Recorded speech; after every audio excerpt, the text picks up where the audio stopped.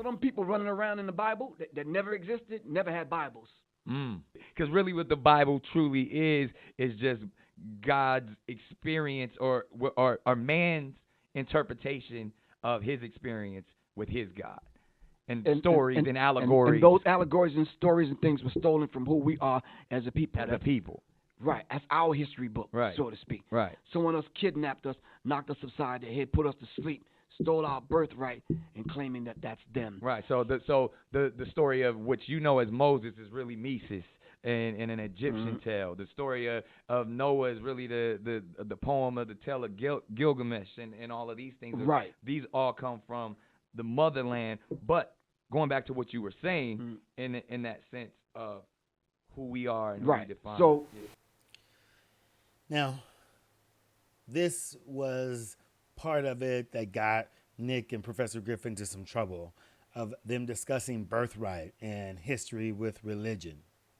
So, one, we need to really kind of dissect it, because when you hear them saying that we were knocked over the head and someone stole our birthright, then you have people thinking that we are saying that, again, we're these true Jews, or that somehow the Jews have usurped our identity.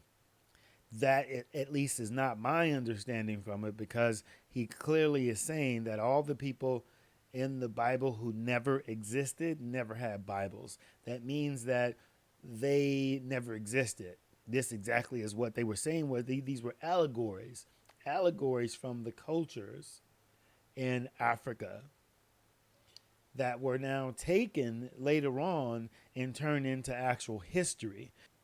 Because the importance of that is very significant. Because if these allegories are actual history, then they fly directly in the face of what was written by all of the civilizations who existed during and before the Torah was written. Now, I have to say that because they bring up something that's very important. They talk about the Epic of Gilgamesh. The Epic of Gilgamesh was written 1,000 years before the Torah was written.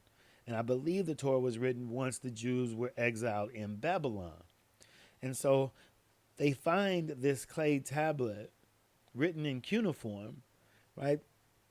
That's called the Epic of Gilgamesh. And on this tablet, it clearly discusses this story that is similar to the story of Noah. The 2x2, the size of the ark, the great flood, the whole thing. This exists 1,000 years before the Torah. Now, he talks about the story of Moses. He attributes it, or they both attribute it to Meses. Now, this is a pharaoh that comes along after Ramesses. I would go back to Sargon.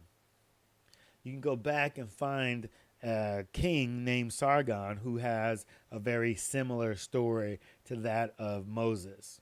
Now, I just bring these similarities up to show that this flat history that's being told is not a true history supported by archaeology.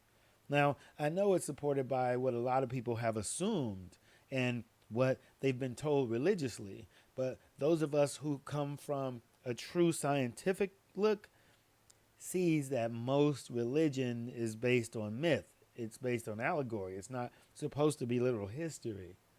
They're philosophical tales to help us through this moment.